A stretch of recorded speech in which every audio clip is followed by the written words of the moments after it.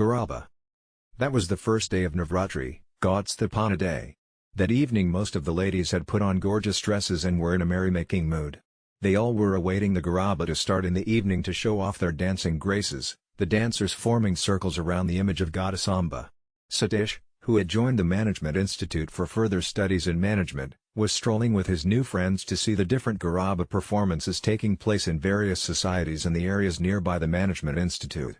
The graceful movements of the elegantly dressed ladies, in rhythm to the melodiously tuned devotional songs, was a big attraction for the entrants of the Management Institute coming from all over India. The group was moving from society to watch the attractive performances of nicely dressed ladies. The young minds of the ambitious students were noting some impressive faces of the performing charming ladies. Satish too noted a face who had impressed him. After returning to the hostel, while lying on the bed, he thought over the personality, who had made a place in his heart. He was wondering whether he would be able to see her again.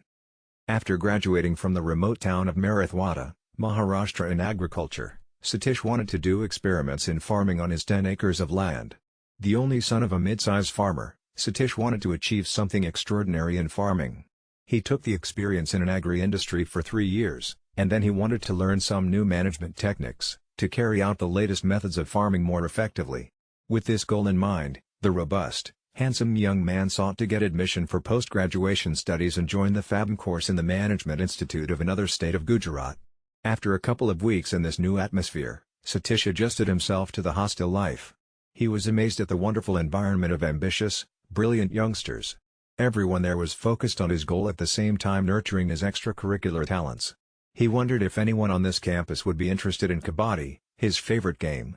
And on the day of planning sports activities, Satish voiced his ideas about kabaddi. To everyone's surprise, there was a warm response to his ideas. They included an inter-class kabaddi tournament. Satish was entrusted with the responsibility of managing the competition. He was delighted. In the following days of Navratri, Satish's eyes were searching for the face of his interest, but his visits to the adjoining societies playing Garaba did not help him. He could not locate the same impressive face.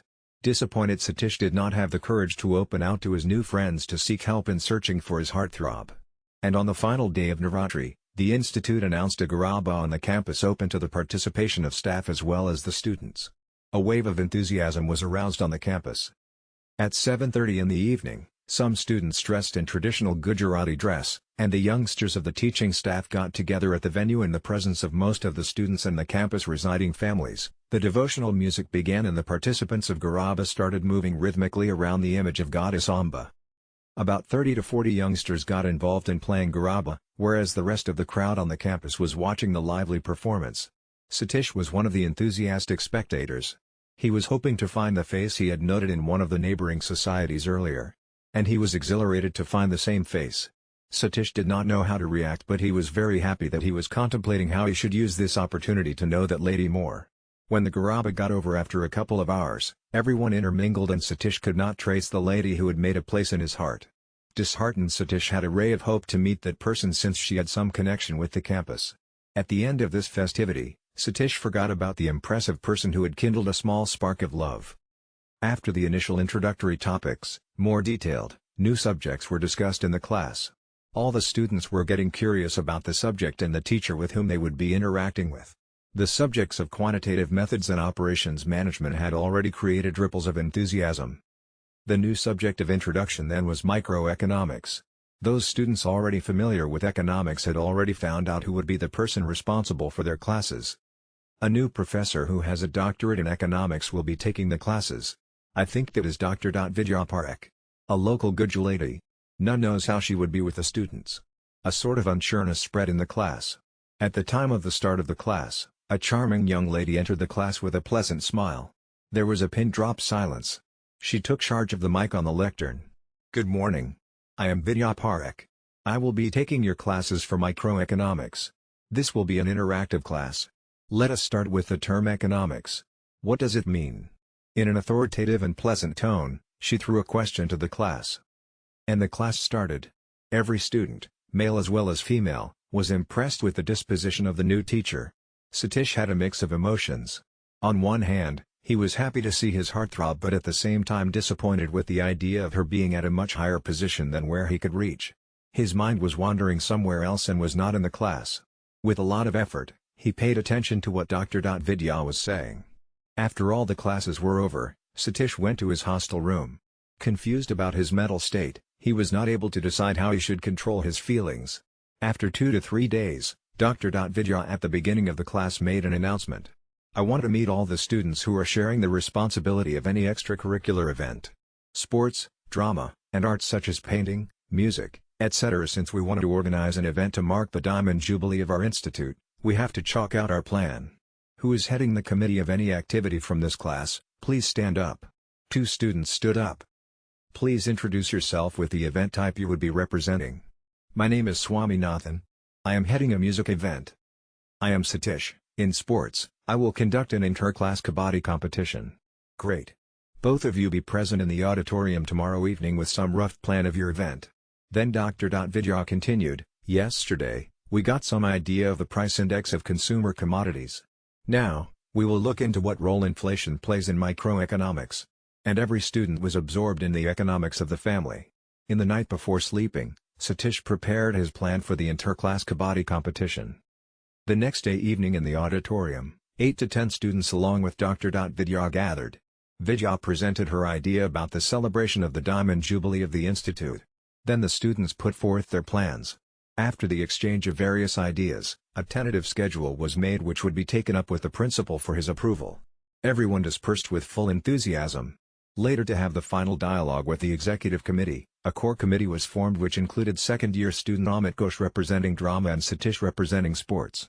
They had regular interaction planning and shaping the arts and sports segment of the Diamond Jubilee celebration. Instead of keeping himself away from Vidya, Satish was getting more and more involved emotionally. Satish was a mature man. He knew how to control his sentiments. But he too was getting some indications of his finding someplace in Vidya's heart. And one day Vidya called Satish to her office room. When Satish reached the office, he was surprised that the other core committee member Ghosh was absent. Vidya was at her table. Yes, Satish. Come in. I wanted to finalize the time slot needed for every event and decide the date-wise schedule. Ghosh is having some meeting of marketing management and he cannot join today. We will update him in our next meeting. Let us see the time requirement given by each wing of the event which they have sent promptly. Let us start. Saying this, Vidya opened up the Excel file that she had compiled from the inputs of heads of events. Satish loved every moment with her. But he refrained from indicating his feelings to Vidya, his teacher. The Diamond Jubilee celebration passed off with enthusiasm and enjoyment. The managing team was appreciated. Satish was doing very well in his studies because of the inspiration received due to the sheer presence of Vidya in the vicinity. If some assignment did not permit him to see Vidya, Satish used to miss her and he used to look out for some reason to contact her. Satish had realized that Vidya too was getting entangled with him. They were getting involved with each other, but the line of division, of being a student and the teacher was being respected by each one of them. Both of them were aware of their soft corner for each other, but at the same time, they were mature enough to focus on their career. He wanted to get his management degree and she wanted to establish herself as a competent teacher. 2 years passed quickly. And the day of convocation arrived. Satish was ranked first in the overall performance. After the function was over, Satish, realizing the day of his separation from Dr. Vidya was coming soon, went to her office to see her. Dr. Vidya was sitting with a few first-year students. When she saw Satish waiting to see her, she said to the boys, "Well, we will discuss the rest of the matter tomorrow. You can go now." As the students left, Vidya came out of her cabin and called Satish in. "Congratulations, Satish, for achieving the first rank. Wonderful. But I did not understand you keeping on hold of the fantastic offer from the multinational company. Anyone else would have jumped at it. Before finalizing my future career, I wanted to consider another aspect. I had to choose the right course in my life," Satish said. "Okay. But then what does it depend upon? What is holding you up?" "Madam, the decision is very delicate. There is some dividing line appearing, making the decision difficult. The top ranker of the Management Institute shouldn't find any situation without a solution," Vidya said. "No. I am not saying the problem is without a solution. But have to gather some courage to attack the problem, Satish." "Come on, Satish," Vidya said, staring at Satish. Satish cleared his throat and with grit and determination said, "Will you be my life partner?" "Oh my God. Why did you take so much time to ask this question? I was waiting to hear these words from you. If I answer your question with a big yes, will you be happy?" Vidya said. "Of course. I am ecstatic. Extremely happy. Satish did not have any further expression to indicate his being on cloud nine. What was the borderline which was bothering you? I being your student. Oh. Such imaginary ideas should not have bothered you. Okay, now, what next? Before Satish could gather his ideas to answer the question, a taxi entered the campus of the institute. With a screeching sound, it halted near the entrance of the building. A handsome, blue-eyed young man got out, and taking a glance around, he straightway headed to the director's wing. His authoritative disposition impressed everyone around. That was Dr. Rakesh Chopra. He had taken up the position of deputy director in the institute. He had got his doctorate in the field of economics. After a state of awe for a few moments, coming down to his senses, Satish wondered who that person must be. There was a buzz around of the new deputy director joining this week sometime. That must be him, Vidya murmured. Forget about him. Now Satish, when are you coming to my house to meet my parents? Delighted Satish with this question, answered, whenever the time is appropriate. Actually, it has to be as early as possible. My parents are already contemplating the matchmaking process. Before they take any further steps, we have to make them clear with our plan, Vidya said firmly. So, what do you suggest? Let me talk to them first and decide about our meeting. Okay. Then Satish, let me go home now, and I will talk to them, today. That should be the beginning of our relationship, Vidya said and hurriedly left the institute. Satish went to his hostel room eagerly awaiting Vidya's call about the timing of his meeting with her parents. But he was disappointed that he did not receive her call till late evening. He was getting impatient. At around 9 in the night, Satish called Vidya. She picked up the phone. Satish, I am sorry I could not talk to you earlier. But there is some problem, Vidya said. A shriek of disappointment splashed in Satish's mind. He was not ready to hear anything further from Vidya. Okay. I do not want to hear anything further. Satish somehow uttered these words. Don't try to jump to any conclusion. My auntie and her family met with a serious accident. Auntie and uncle died on the spot and my cousins, a brother, and a sister are struggling for life in the hospital. My parents had to rush to Veraval immediately and they left in the evening only. I am also so much upset and don't know what to do. We will meet in the institute tomorrow morning at around 10:30. We will discuss the matter then. Pardon me please. Satish was moved to hear the tragic story. Don't worry at all. We will meet tomorrow at 10:30. Take care. Satish consoled her but Vidya could not control her sobs. Please, have courage and face this situation courageously. If I can be of any help, please let me know. I want to be with someone very close to me. Vidya babbled. Satish wanted to go to her house and share her sorrow. But he refrained. Okay, Satish. Vidya, first you take care of yourself. Don't hesitate to call me if you need anything, anytime. Satish assured her. Vidya disconnected the phone. The next day, Satish was waiting for Vidya outside her cabin at 10:30. But she was not to be seen. It passed 12:30 but still, she did not come to her cabin. Disappointed Satish went back to his hostel room.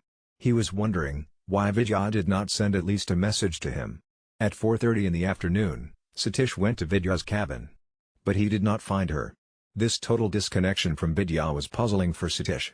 At around 6, Satish saw Vidya coming to her cabin accompanied by the new deputy director. They were laughing and exchanging some jokes. Satish was getting upset. On one hand, he was happy that she had come out of despair due to the serious accident of her relatives but Satish was upset that she was happy with the new deputy director. When Vidya along with Dr. Rakesh Chopra came near to where Satish was waiting for her, she saw Satish. Satish, what are you doing here? I am waiting for you. For me? Haven't you seen my message? Vidya in a low voice asked. What? About the condition of my cousins. They are out of danger. Satish, now I am extremely busy finalizing the curriculum for different courses. It will take at least 2 to 3 days. We will meet after that. Satish was shocked. Vidya had forgotten the important ideas about their life they had decided to finalize. But she was no more interested in that. Has Dr. Chopra taken over his place in Vidya's heart? Satish had goosebumps. Vidya moved ahead with drive, Chopra. Satish was completely disillusioned. He was dead sure that Vidya was no more interested in him. Dr. Chopra had impressed her and she was happy to be with him for her entire life. Disheartened Satish had packed up his belongings and left the institute campus forever not to come back to this place not even to accept the lucrative job offer. He even did not talk to Vidya before leaving the campus. With a heavy heart, he boarded the train.